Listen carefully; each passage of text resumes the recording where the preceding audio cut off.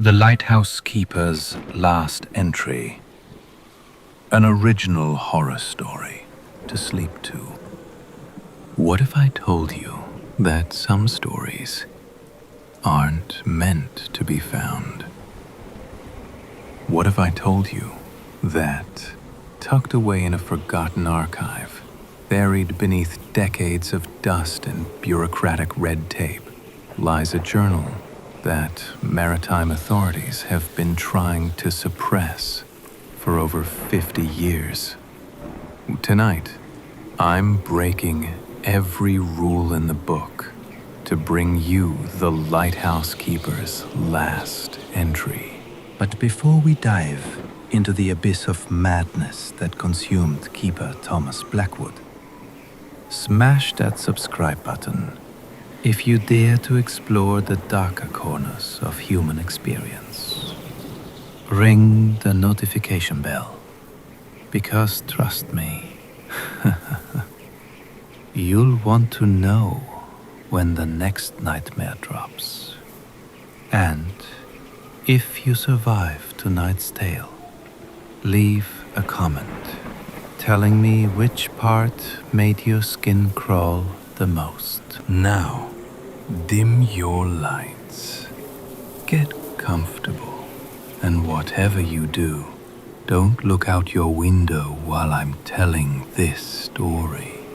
Because after tonight, you'll never look at isolation the same way again. The Lighthouse Keeper's Last Entry. October 1st, 1973. Gull's Rest Lighthouse, 43 miles off the coast of Maine. Population 1. Thomas Blackwood had been the keeper of Gull's Rest for 7 years. 7 years of solitude. 7 years of storms. 7 years of watching ships pass like ghosts in the night. The pay was decent, the work was simple, and most importantly, he was alone. Which is exactly how he liked it. You see, Thomas wasn't running to something. He was running from it. From the noise of the city. From the expectations of society. From the crushing weight of human interaction that had nearly broken him. The lighthouse was his sanctuary, his fortress of solitude, perched on a jagged outcrop of rock that the locals called the Devil's Fingernail. But as Thomas would soon discover, some sanctuaries become prisons, and some solitude isn't as empty as it seems. Fidel Dalok. Was? Chapter 1. The Routine. Day 2555 of his tenure began like any other. Thomas woke at 5:47 a.m., not because of an alarm, but because his body had synchronized with the rhythm of the tides.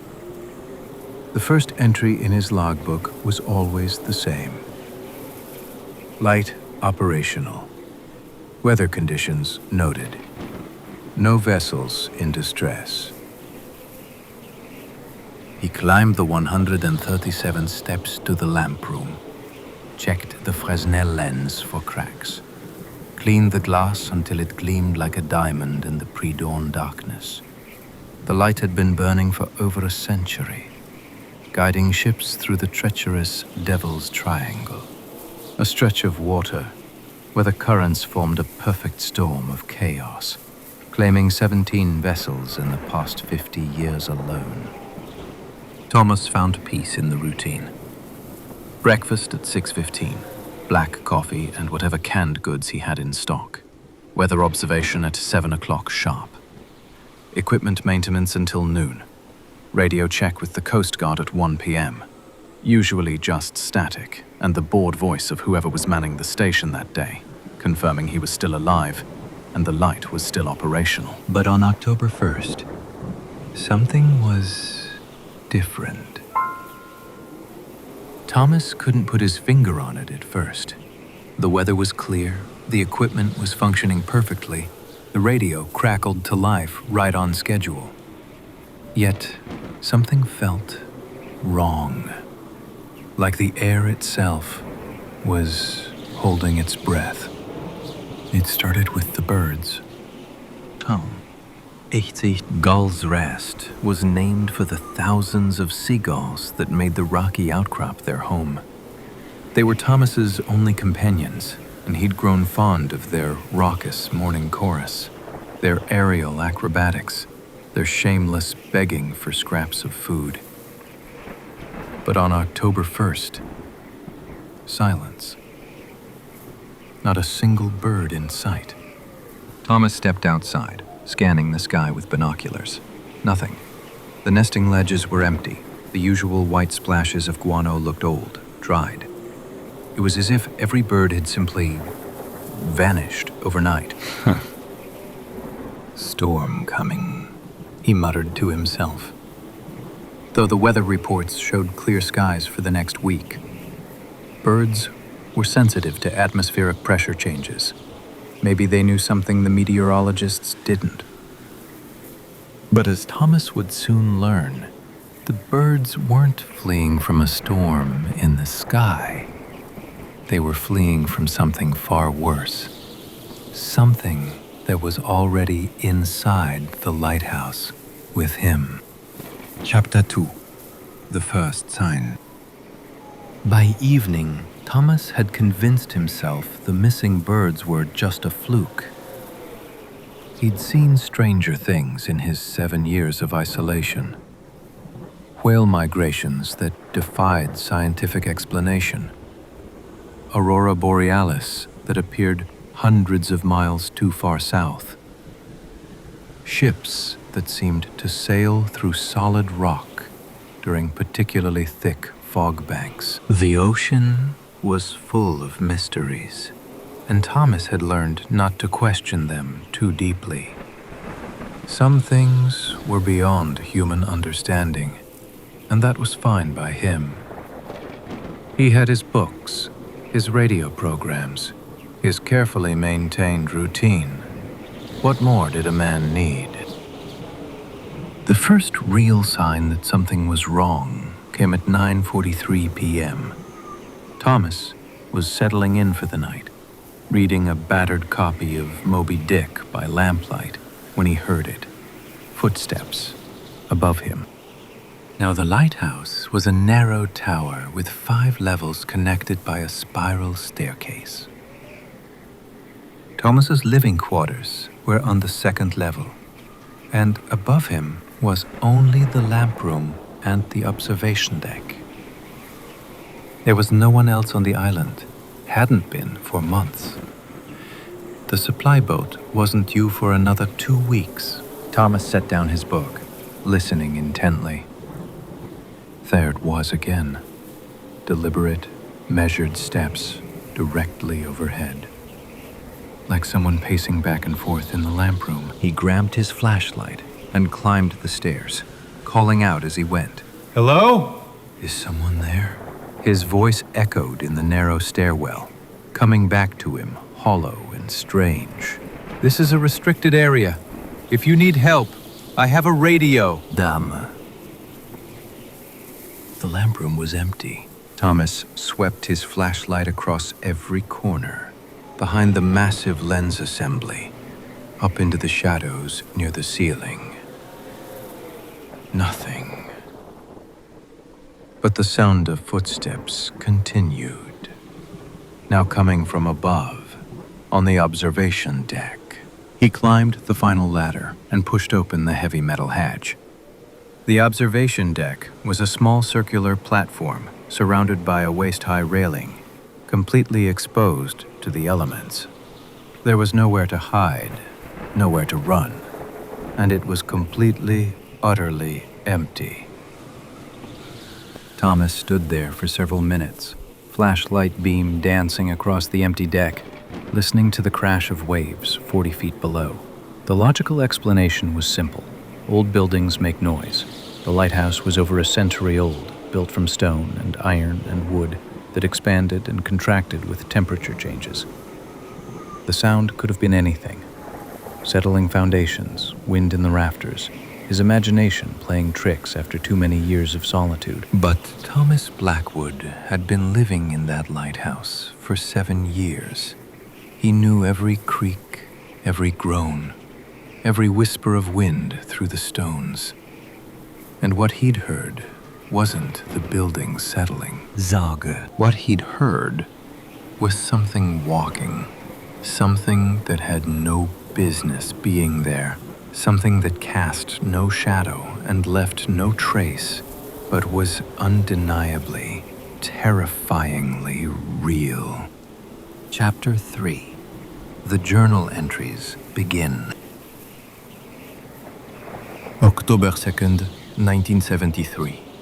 Something unusual happened last night. Thought I heard footsteps in the lamp room, but investigation revealed nothing. Probably just the old building settling. Weather remains clear, light operational, no vessels in distress. Thomas. That was Thomas's official entry in his logbook. The one that would be read by Coast Guard administrators, filed away with thousands of other mundane reports from lighthouse keepers around the country. But Thomas kept a second journal, a private one, where he recorded his real thoughts and observations. In that private journal, his October 2nd entry was different. Yet, the footsteps were real. I know the difference between settling wood and deliberate movement. Someone or something was in the lamp room with me last night. Checked all entry points. Door to the gallery is locked from the inside. No other way to access that level except through my quarters. No signs of forced entry. No signs of anything, really. But I know what I heard. The birds are still gone. Not a single gull on the entire island. In 7 years, I've never seen the place so quiet. It's unnatural, wrong. Like nature itself is avoiding this place. Going to do a thorough inspection of the lighthouse tomorrow. Check every level, every room, every possible hiding place. If someone's playing games with me, they picked the wrong lighthouse keeper. But Thomas wouldn't find any hiding places. What he would find was far worse. Evidence that he wasn't dealing with an intruder at all. He was dealing with something that existed in the spaces between reality and nightmare. Mosto. The second night brought new horrors. Thomas had barricaded himself in his quarters, chair wedged against the door, flashlight and his grandfather's old revolver within easy reach. He'd done his inspection as promised, finding nothing but dust and shadows. Yet as midnight approached, the footsteps returned. But this time, they weren't just walking. They were dancing. A slow, rhythmic waltz echoing through the lamp room, as if someone was moving to music only they could hear. The sound went on for exactly 17 minutes.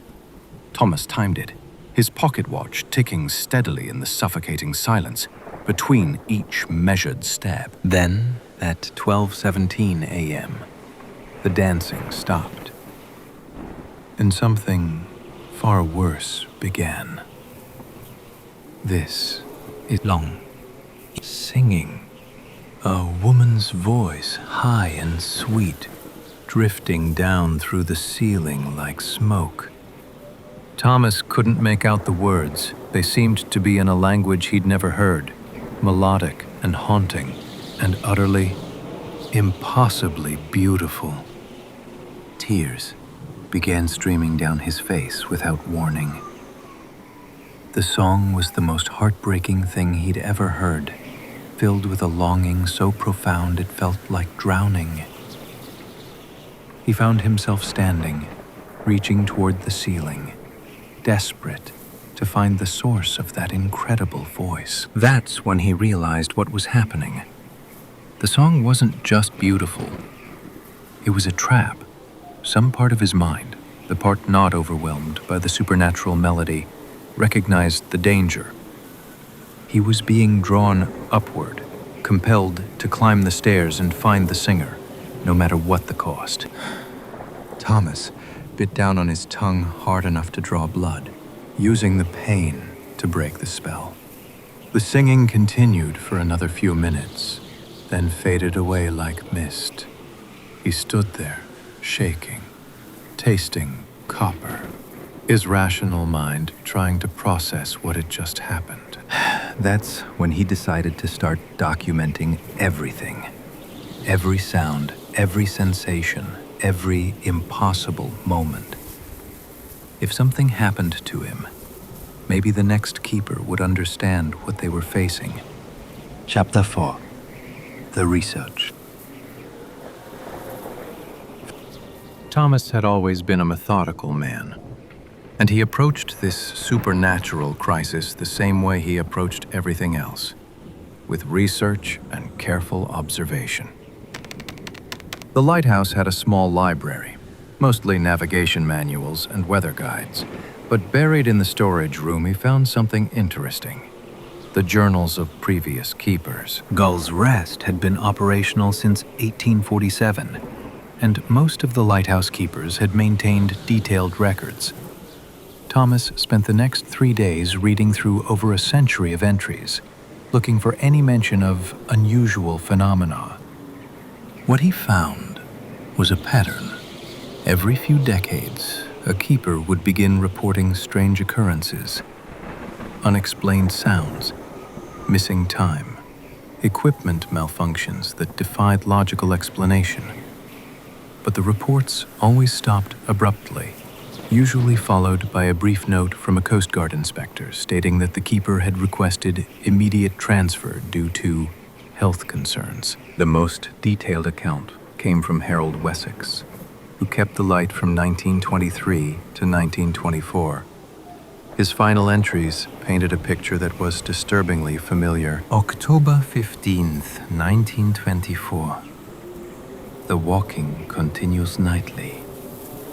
I have determined that the entity, for lack of a better word, follows a specific pattern. It begins precisely at 9:43 p.m. and continues until 12:17 a.m. Always the same duration, always the same rhythm.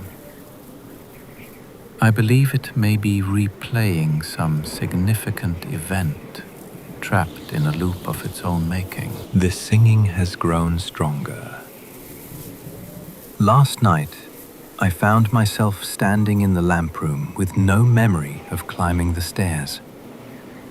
Were it not for the cold wind snapping me to attention, I might have walked right off the observation deck.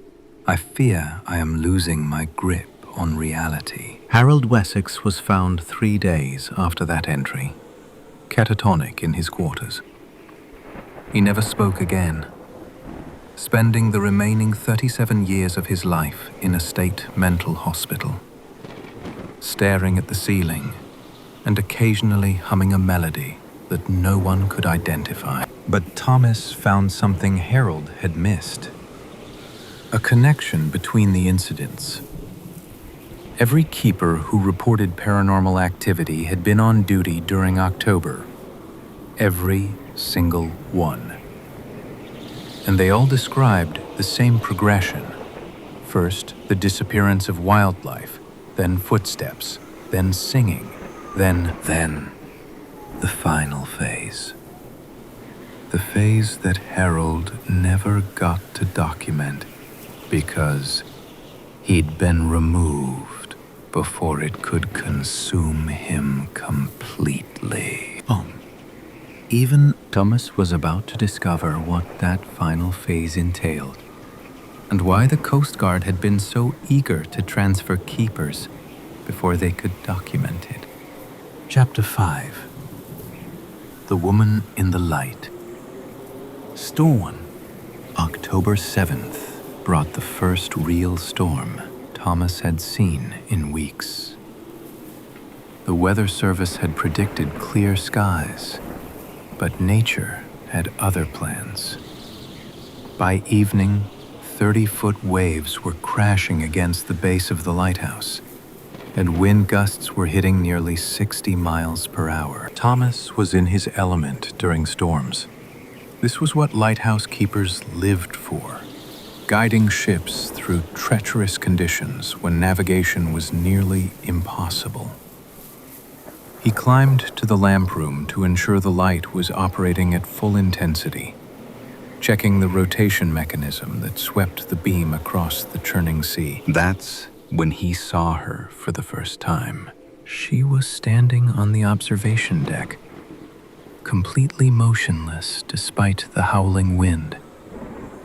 Her dress was white, Victorian in style, and it didn't move at all, not even a flutter in the gale force wind that was threatening to tear Thomas off his feet.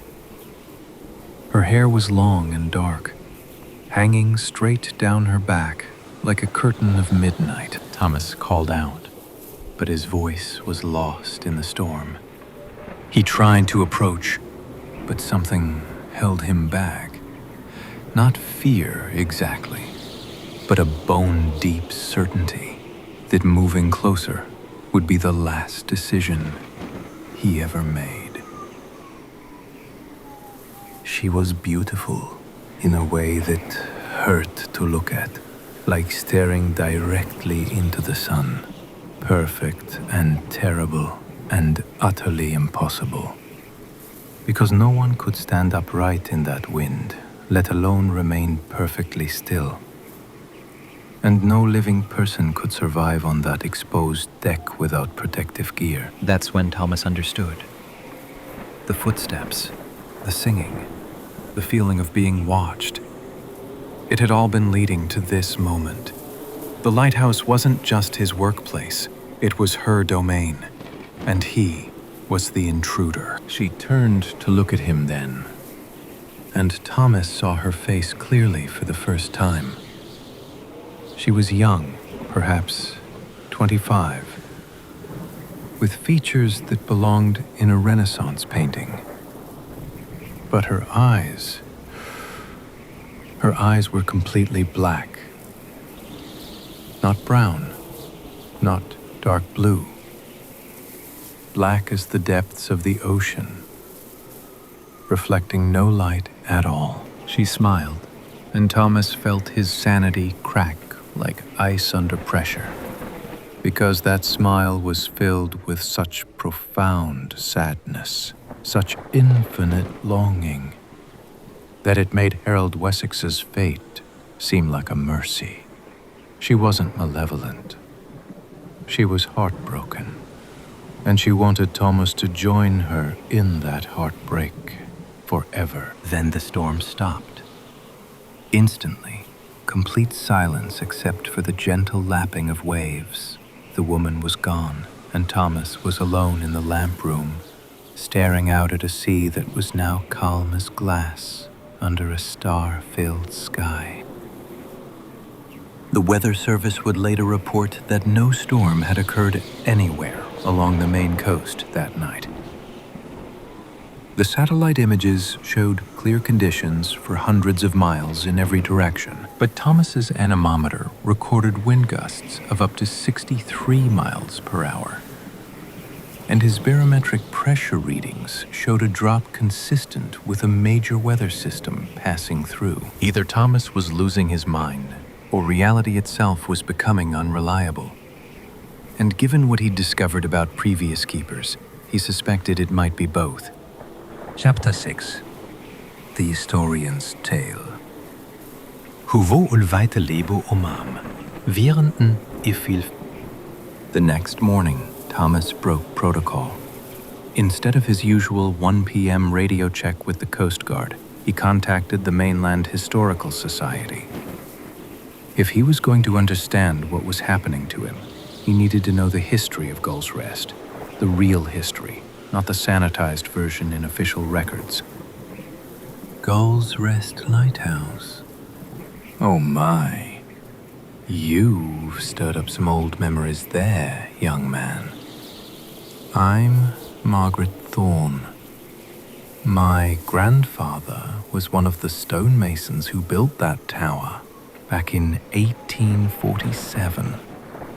Family's been keeping records of the area for 5 generations. Mrs. Thorne, I need to know about any unusual incidents connected to the lighthouse. Accidents, disappearances, anything out of the ordinary. Lang, may I ask why you're interested? Are you the new keeper? I'm the current keeper, and I think I'm in trouble. Then you need to know about Eliza Fairweather. But first, you need to understand what I'm about to tell you isn't in any official record. The maritime authorities made sure of that. What Margaret Thorne told Thomas over the next hour would change everything he thought he knew about his isolated lighthouse. It wasn't just a navigation aid. It was a monument to tragedy, built on a foundation of guilt and loss that had been festering for over a century, building narrative tension. In 1846, before the lighthouse existed, Gull's Rest was nothing but a barren rock outcrop surrounded by treacherous currents. Ships gave it a wide berth, but occasionally a vessel would be caught in the Devil's Triangle during a storm and dashed against the rocks. One such ship was the merchant vessel Isabella's Dream, carrying passengers from Boston to Halifax. Among those passengers was Eliza Fairweather, a young woman traveling to meet her fiancé, a ship's captain named Jonathan Blackwood. Imden if you fan Hodeven. Yes, Blackwood. The same name as Thomas. Margaret's research had revealed what Thomas had never known. He was a direct descendant of Jonathan Blackwood, the man Eliza had been traveling to marry. The Isabella's Dream foundered during an October storm. The same month Thomas had been experiencing his supernatural encounters. 23 souls were lost, including Eliza, who was found days later, washed up on the rocks, still wearing her white traveling dress. They say Jonathan Blackwood went mad with grief. Spent every penny he had lobbying the government to build a lighthouse on Gull's Rest, claiming it would prevent future tragedies. But those who knew him said he wasn't interested in saving lives. He was trying to build a beacon to guide Eliza's spirit home. The lighthouse was completed in 1847, exactly 1 year after Eliza's death. Jonathan Blackwood was supposed to be its first keeper, but he disappeared the night before the light was first lit. His body was never found, but his spirit and Eliza's had been waiting ever since for the right moment, the right person to complete their tragic reunion. And Thomas Blackwood, descendant of the man whose grief had created this supernatural prison, had walked right into their trap. Chapter 7. The Possession Begins.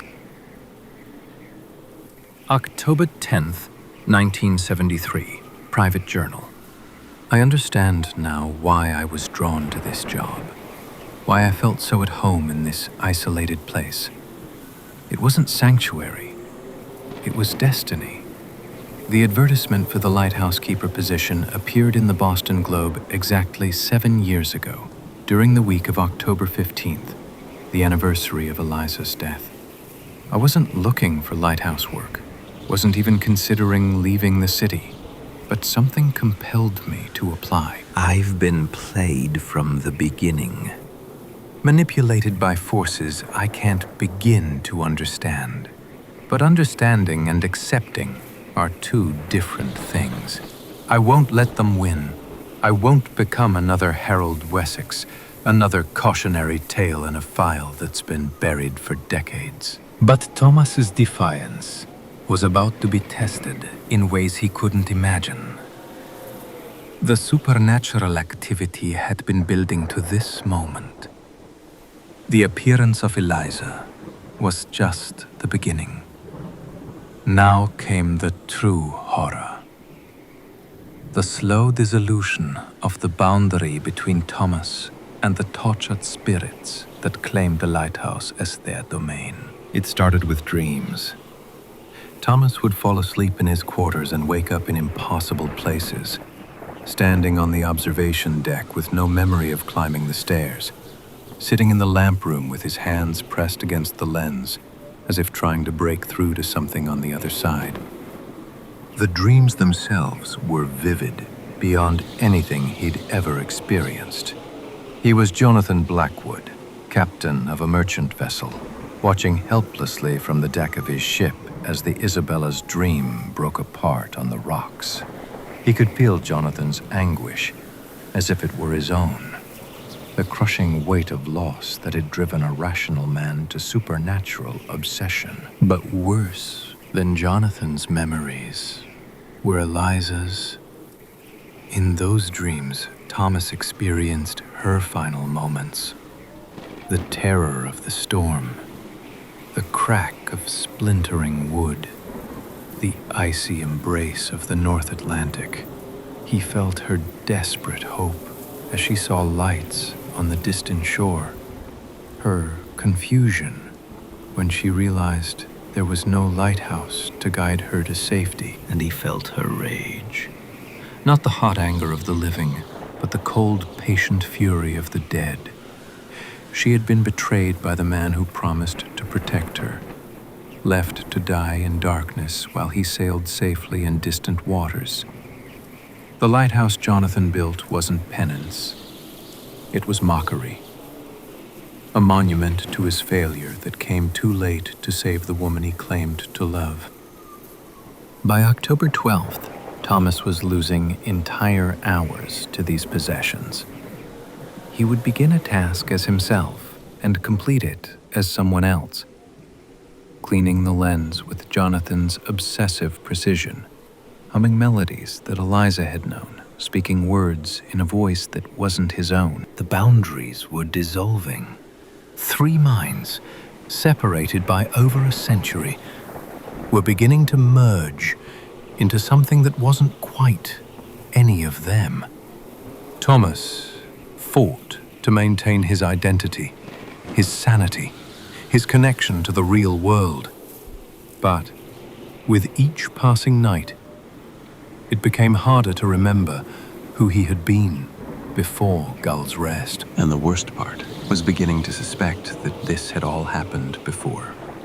That previous keepers hadn't requested transfers due to mental health. They had been removed because they had become something else entirely. Something that wore human faces, but answered to older, darker authorities. Building to crisis, Thomas had perhaps 2 or 3 days before the transformation became irreversible. 2 or 3 days to solve a mystery that had been claiming lives for over a century. 2 or 3 days to save not just his own soul, but the souls of everyone who might follow him to this cursed rock. But first, he had to survive the night because Eliza was growing stronger, and she was no longer content to simply watch from the observation deck. She was coming inside. Chapter 8. The Confrontation. Nidomen. Even if... October 13th, 1973. 9:43 p.m. Thomas sat in his quarters, journal open on his lap, pen in his trembling hand. He had decided to document everything as it happened.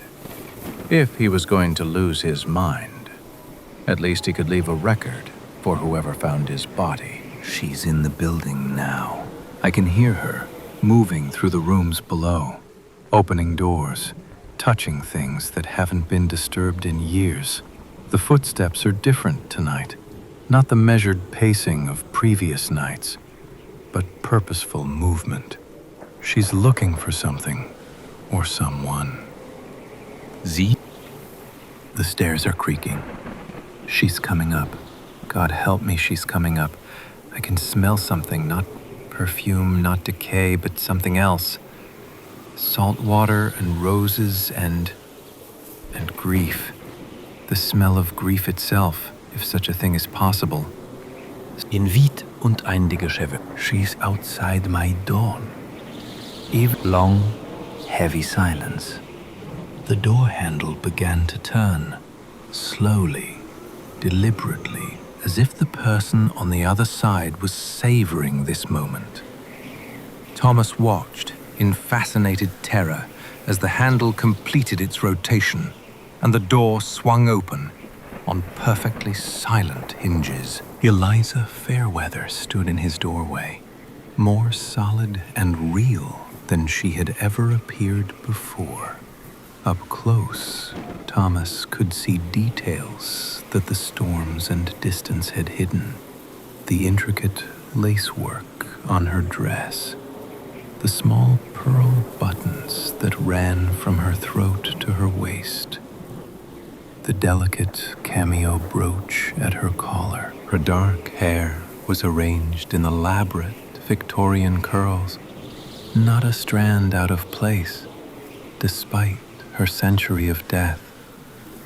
Her skin was porcelain pale, but somehow luminous, as if lit from within by some supernatural radiance. She was, without question, the most beautiful woman Thomas had ever seen. But her eyes, those black, bottomless eyes that reflected no light, no hope, no humanity. They were windows into an abyss of longing so profound that looking into them was like falling off the edge of the world, layered with centuries of sadness. Thomas, her voice was the sound of wind through empty rooms, of waves against a lonely shore. You look so much like him, so much like Jonathan. Do you know how long I've waited? Do you know I've waited? Eliza, I know what happened to you. I know you're in pain, but I'm not Jonathan. I'm not responsible for what he did. Not responsible? Oh, my dear Thomas, you are Jonathan. Don't you understand? You've always been Jonathan. Every keeper who comes to this place carries his guilt, his debt. The Lighthouse doesn't choose its guardians randomly. It calls them home. As she spoke, the temperature in the room dropped noticeably. Thomas's breath began to fog, and frost started forming on the windows. The oil lamp flickered as if the flame itself was afraid. He promised to build me a beacon to guide me home, and so he did. But he never understood. Home isn't a place, Thomas. Home is a person, and you're going to bring me home at last. Thomas felt his consciousness beginning to slip away, replaced by memories that weren't his own. He was standing on the deck of a ship, watching the Isabella's dream disappear beneath black waves. He was kneeling in a government office, begging officials to fund a lighthouse on Gull's Rest. He was laying the cornerstone of the tower with his own hands, tears streaming down his face. No! Thomas bit his tongue again, using pain to anchor himself to reality. I won't let you erase who I am. I won't become your puppet. You think you have a choice? Look around you, Thomas. This lighthouse was built with Jonathan's guilt and my rage. It's been feeding on the despair of every keeper for over a century. You're not the first to resist, and you won't be the last. to fail. But you will be the first to join me willingly. Because unlike the others, you have something I need. You have his bloodline. His guilt runs in your veins like poison, and that makes you the perfect vessel for our reunion. The room began to spin around Thomas, reality becoming fluid and unreliable. The walls stretched away from him, and he found himself standing not in his quarters, but on the deck of a ship in the middle of a terrible storm, watching a white-dressed figure disappear beneath the waves. That's when Thomas realized what he had to do. The only way to break this cycle, to free himself and all future keepers from this supernatural prison, he had to give Eliza what she really wanted. Not Jonathan's love, but Jonathan's confession. You're right, he said, and meant it. I am Jonathan Blackwood, and I failed you, Eliza. I failed you completely. Chapter 9. The Confession. Suppuata, vin imdost. I was safe on another ship while it was died in terror and darkness. I built this lighthouse not to save lives, but to ease my own guilt. And that selfishness has condemned every keeper who followed me. I was eversing. You admit it? After all these years, all these lies about duty and honor, you finally admit the truth? Feeling the weight of centuries, I admit it all. I loved you, Eliza, but I loved my own safety more. I let you sail alone because I was a coward. And when you died, I told myself that building a lighthouse would somehow balance the scales. But it was never about you. It was about making myself feel better. Do you know what the real tragedy is? I could have been on that ship with you. The Isabella's Dream had offered me passage to Halifax at half the usual rate. But I chose to take a different vessel, one that left 2 days later through safer waters. I chose convenience over love, safety over devotion. Eliza's presence wavers, her form becoming less solid. You could have been with me. I could have been with you. We could have died together, or survived together, or at least faced the storm as one. Instead, I left you to die alone while I counted coins and worried about my reputation as a careful captain. And every keeper who's died or gone mad in this place has paid the price for my cowardice. Harold Wessex, who died staring at the ceiling and humming your songs. William Archer, who walked into the sea one October night and was never seen again. Thomas Morrison, who was found hanging from the lamproom ceiling with your name carved into his chest. Oh. Letting the victims builds emotional intensity. Marcus Reed, who burned down his own quarters trying to destroy what he called the woman in the walls. Patrick Sullivan, who clawed his eyes out rather than see your face in his dreams.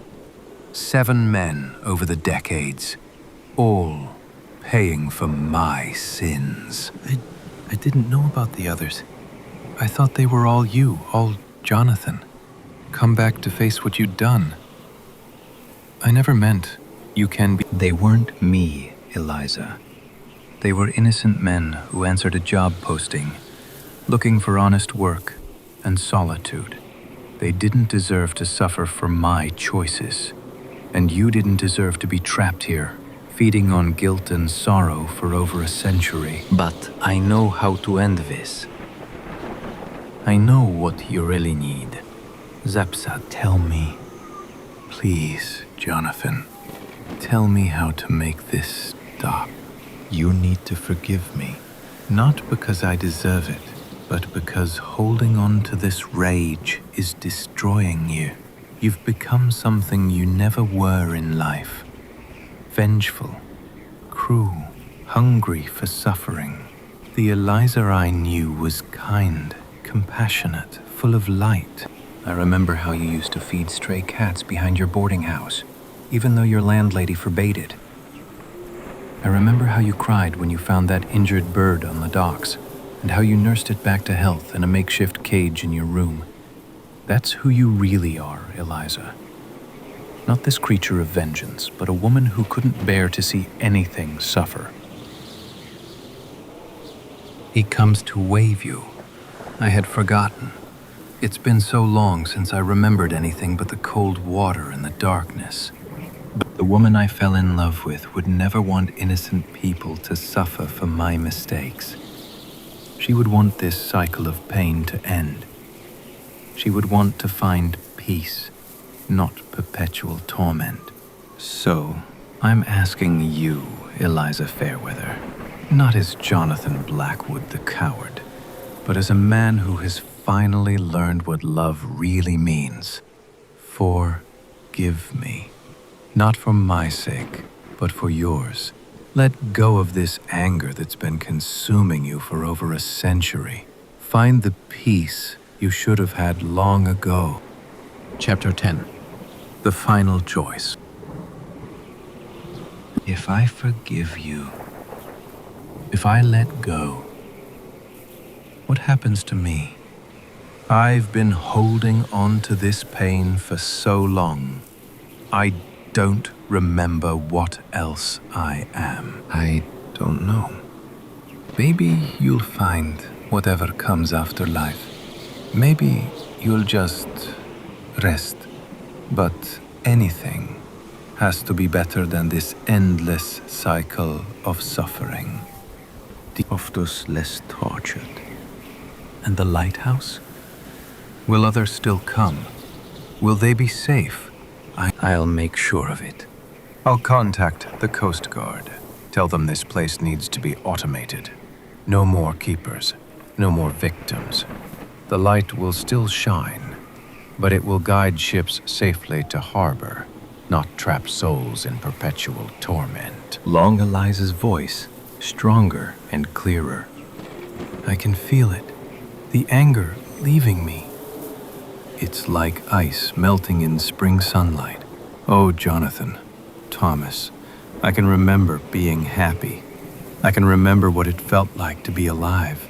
I see him now. My Jonathan. Not you, Thomas. You're your own man, with your own life to live. But I can see the real Jonathan waiting for me somewhere beyond all this pain. He's been waiting as long as I have. Trapped in his own guilt while I was trapped in mine. We've been punishing each other for over a century, when all we needed to do was forgive ourselves. Thank you, Thomas Blackwood. Thank you for showing me the way home. Lens slowing its rotation, the lighthouse beam began to fade as Eliza's form grew brighter. She was transforming before his eyes. The Victorian dress becoming flowing robes of pure light. Her dark hair streaming like starlight. Her black eyes now shining with the warmth of a summer sky. The light no longer needs to search, Thomas. It has found what it was looking for. Hamas. And and then she was gone. Not vanished in terror or fury, but simply departed. Like a guest taking leave after a long visit, finally ready to go home. Epilogue, the last entry. This is October 20th, 1973. Final entry in the Gull's Rest Lighthouse log. The light has been operational for 7 days without incident. Weather conditions remain favorable. No supernatural activity reported. As of today, I am requesting immediate transfer and recommending that this facility be converted to automated operation. After 7 years of service, I believe it's time for both the lighthouse and its keeper to find new purposes. The birds have returned. I count over 300 gulls nesting on the rocks as I write this entry. The island feels peaceful, clean, like something that was broken has finally been repaired. To whoever reads this record, Gull's Rest Lighthouse served its purpose well. It guided countless ships safely through treacherous waters, and it gave 2 lost souls the chance to find their way home. But some lights are meant to burn for only so long. Some journeys must eventually reach their end. the automated beacon will serve mariners just as well as the manned station. Better, perhaps, because it will shine without the weight of old sorrows dimming its beam. Thomas Blackwood, final keeper of Gull's Rest, signing off.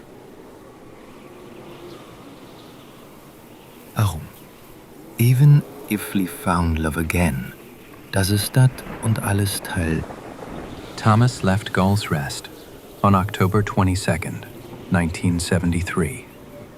Aboard the supply vessel Northern Star, he never spoke publicly about his experiences in the lighthouse, and the Coast Guard classified his transfer as routine personnel rotation. The lighthouse was automated 3 months later, its beacon now controlled by radio signals from the mainland.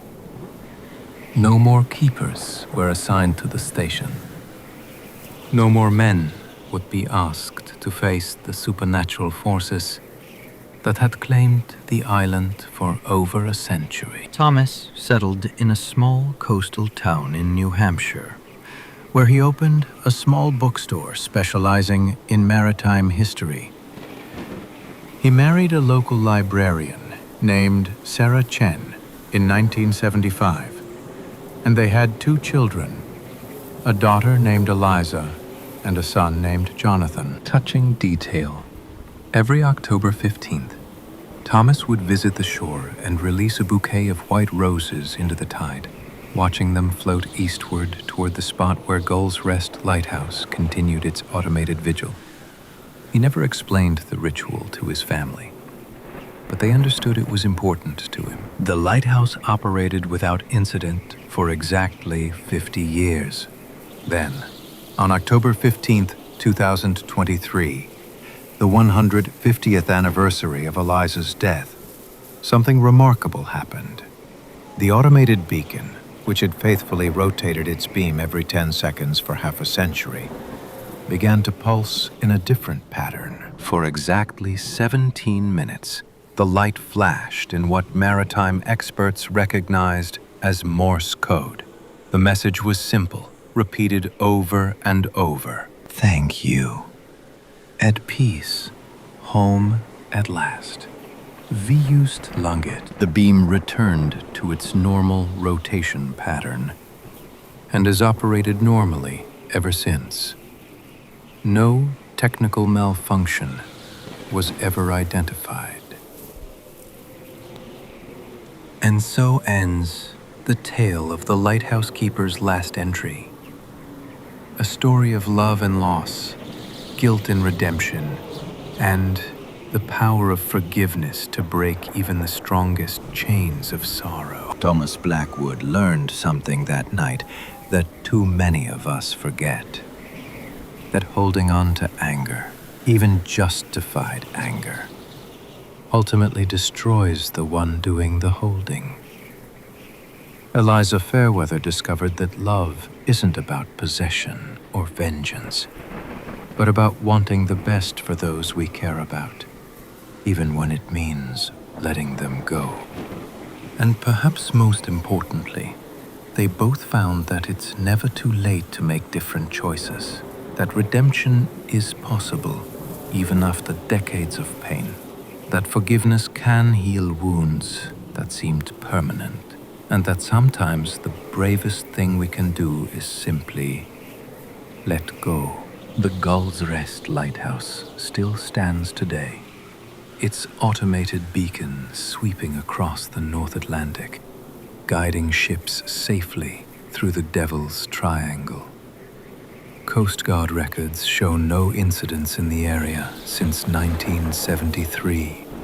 The waters that once claimed 17 vessels now offer safe passage to all who navigate them. Because sometimes the most powerful thing about the light isn't that it shows us where we are, but that it shows us the way home. And home isn't always a place. Sometimes it's forgiveness, sometimes it's peace, and sometimes it's simply the courage to stop punishing ourselves for mistakes we can't undo. If this story moved you, if it made you think about the ghosts you might be carrying, the grudges you might be holding, or the forgiveness you might need to offer to others or to yourself, let me know in the comments below. Have you ever experienced something that made you question the boundaries between the living and the dead? Do you believe in second chances, even for those who've been gone for decades? Building energy for engagement. Smash that like button if you want more original horror stories that explore the deeper mysteries of human nature. Ring the notification bell so you never miss a tale that might just change how you see the world.